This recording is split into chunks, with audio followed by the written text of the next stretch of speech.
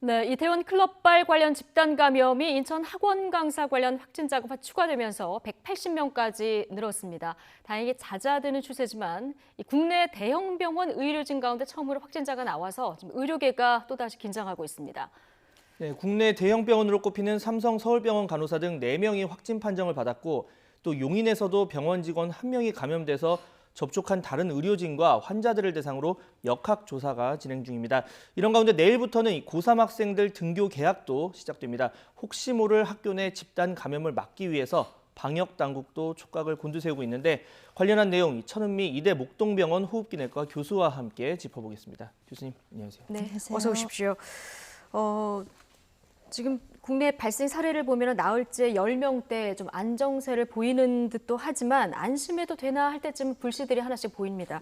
오늘 속보로 전해진 상황 좀 주목해서 봐야 될 것 같은데요. 서울 빅5 병원 중 한 곳인 삼성 서울병원에서 간호사 지금 추가 확진자까지 포함해서 4명이 지금 확진 판정이 나온 상황이고 더 나올 수도 있는 거죠. 그렇죠. 예. 이번에 오늘 지금 오전에 확진이 된 사례고 간호사 3분이 아마 같이 근무를 한 간호사인 것 같습니다. 그러니까 수술실 간호사로 알려져 있는데요. 사실 수술실은 이제 주로 수술방에서 있고 그다음에 탈의실, 휴게실에서만 생활을 하기 때문에 일반 환자와 접촉은 별로 없지만 네. 수술 환자들 자체가 면역이 약한 분들이라서 주의 깊게 저희가 앞으로 검사를 다 해봐야 될 것 같고요. 네. 지금 같이 나온 확진자들이 아직은 간호사 3분으로 밝혀졌습니다.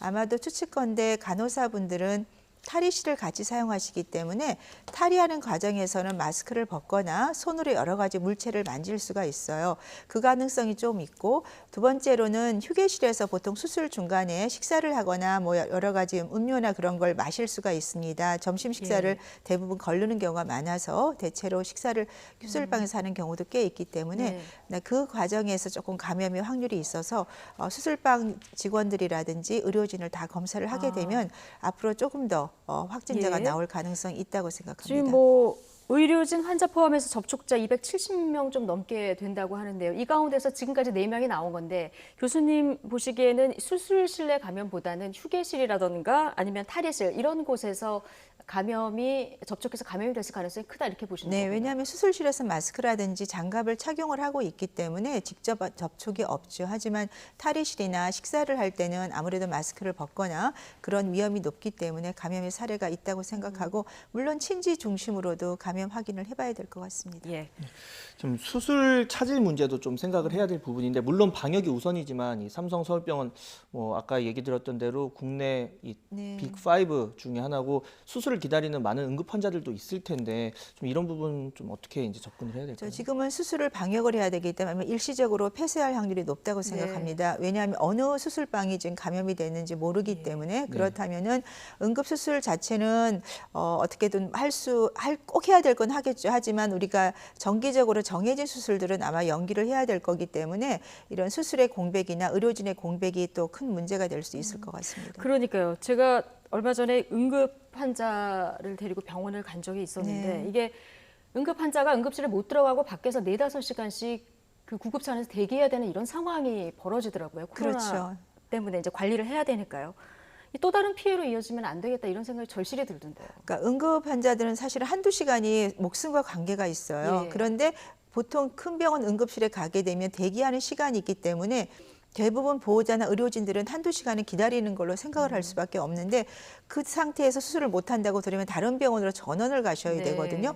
그렇게 한두 병원을 거치다 보면 불행하게도 가끔 생명의 위험이 오는 경우가 있습니다. 그런 예. 면에서 삼성병원은 많은 환자들을 보는 병원이라 조금 안타깝고 빨리 이 문제를 해결이 안 되면 지난번처럼 또 의료진의 공백이 큰 문제로 올 수 있을 것 예. 같습니다. 이 간호사가 이태원 클럽을 간 적도 없다고 하고요. 네. 수술실 뭐 이런 데서 다 마스크를 착용했다 이렇게 알려지고 있습니다. 일단 감염 경로가 좀 모르는 경우가 좀 또 나온 거죠. 네, 이게 이제 예. 감염 경로를 알 수 없는 이제 지역사회 전파라고 볼 수 예. 있고요. 특히나 간호사분이기 때문에 병원 일을 하시느라고 다른 데 크게 뭐 돌아다니거나 그럴 여력이 없거든요. 네. 아마 가까운 데 다니시거나 집에서 주로 계셨을 거기 때문에 주변 친지들에 대한 어떤 감염 여부도 확인을 해야 돼서 조금 검사를 광범위하게 해야 될 필요도 있고 이러한 점을 보면 이 이태원 클럽 자체가 이태원의 문제만이 아니라 우리 전국적으로 모든 곳에서 지금 나올 수 있는 그런 사례가 아닌가 좀 걱정이 됩니다. 예. 네. 자, 오늘 뭐 병원 이용하실 분들 참고로 말씀을 드리면 본관 수술실 지금 폐쇄를 한 상태라서 그곳에서 이제 진행되는 수술 한 60에서 70개 정도 그 수술은 이제 연기가 됐고 외래 진료는 또 정상적으로 진행이 네. 되고 있다고 합니다. 참고로 말씀을 드리고요. 예. 자, 이태원 클럽 관련해서 좀 알아보겠습니다. 지금 인천 학원 강사 이른바 거짓말 학원 강사라고 불리고 있는데 5명 추가로 더 이제 관련 확진자가 나왔어요. 네, 총 22명 정도가 관계가 있는데요. 우선 택시기사 부부가 다 감염이 되셨고 네. 또 같이 있던 손자, 4살짜리 손자가 또 감염이 됐고 또 택시기사분을 통해서 이제 승객들을 검사를 했더니 벌써 2명이 나오셨어요. 그래서 5명 가까이가 감염이 됐는데 앞으로 더 나올 수도 있죠. 그러니까 택시를 타시다 보면 제가 택시를 이용을 좀 많이 하는 편인데요. 기사분들이 마스크를 쓰기는 하시는데 네. 승객이 탈 때 마스크를 쓰세요. 무슨 말에 벗고 계시는 경우가 많이 답답하시니까.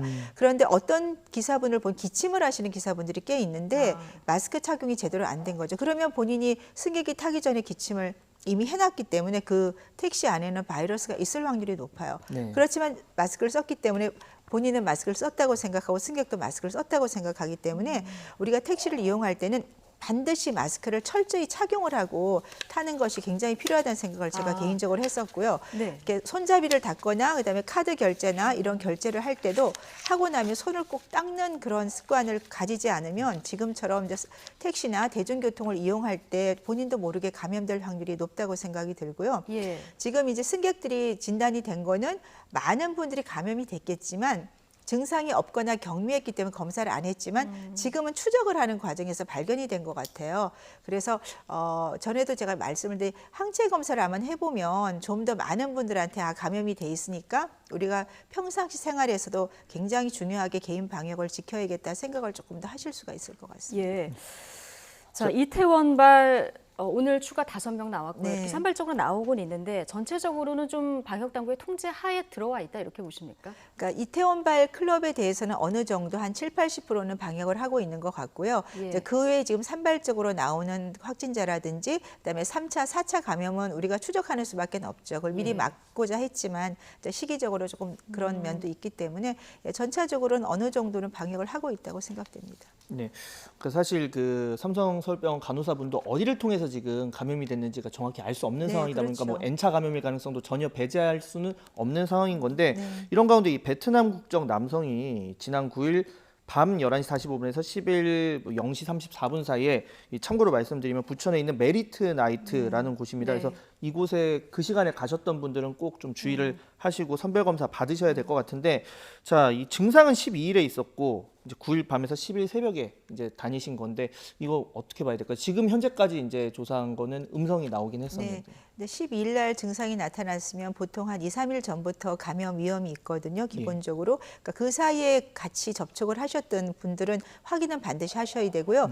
이번에 검사에서 안 나오시더라도 2주간은 자가격리나 그 사이에 증상이 나타나면 그건 분명히 확진이 되실 수가 있거든요. 그러니까 2주 정도는 그 주변에 있던 분들은 꼭 자가격리를 하셔야 될 것 같습니다. 예.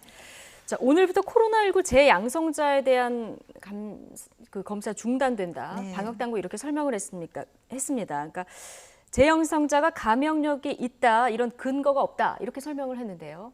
그러니까 접촉하신 분을 사례를 다 검사를 해봤더니 감염이 된 사례가 없었고 또 108명 정도를 우리가 배양 검사를 한 거예요. 그분의 예. 이제 바이러스 나온 거를 배양을 시켰더니 하나도 얘가 배양이 안 되는 거죠. 그 말은 생존력이 없다는 거기 때문에 예. 전염력이 없기 때문에 우리가 재양성 사례가 있더라도 이거는 우리가 그냥 그 분한테 나온 어떤 바이러스의 조각이거나 어떤 감염력이 없는 거로 생각하고 더 이상 검사를 진행하지 않겠다는 의미라 생각됩니다. 네.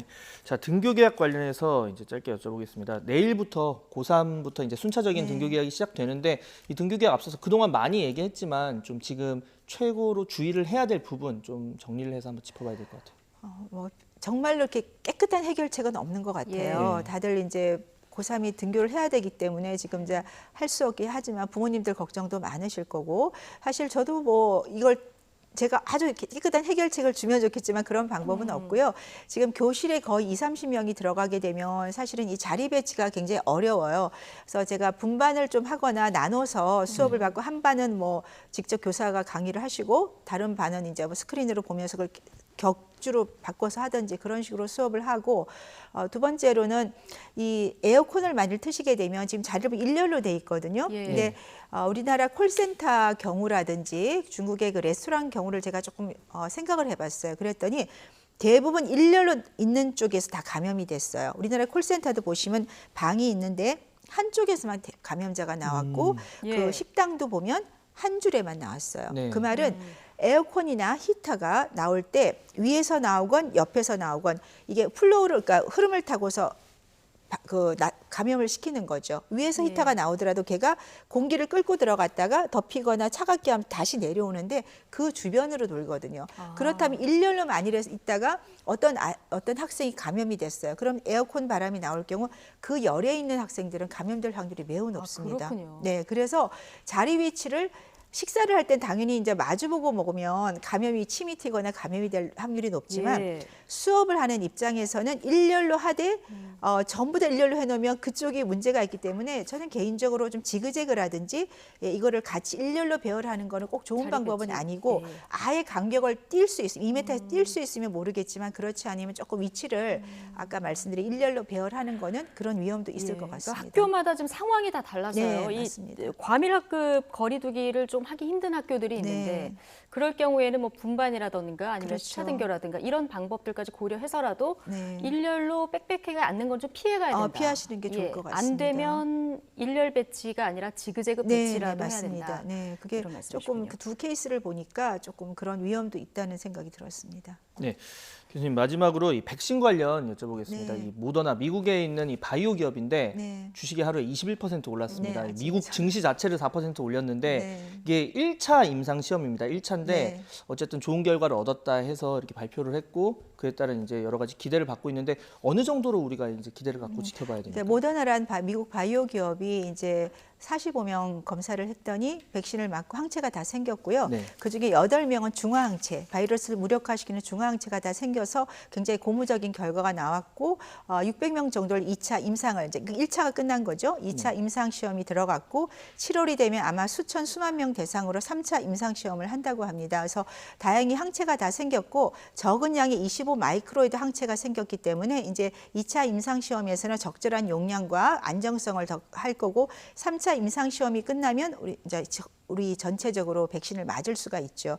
또 하나는 이제 이 백신 자체를 전 세계에서 8개 정도에서 지금 아마 하고 있는 것 같아요. 중국이 4개 정도 시행을 하고 있고 미국이 3개 그리고 옥스퍼드 대학에서 지금 하나를 하고 있는데 옥스퍼드 대학은 그 원숭이 6마리에서 전부 항체가 생겼고 특별한 뭐 원숭이가 폐렴이라든지 다른 증상은 없었다고 합니다. 그래서 그 아마 백신도 9월 정도에는 임상에서 우리가 쓸 수 있다는 얘기가 있어서요.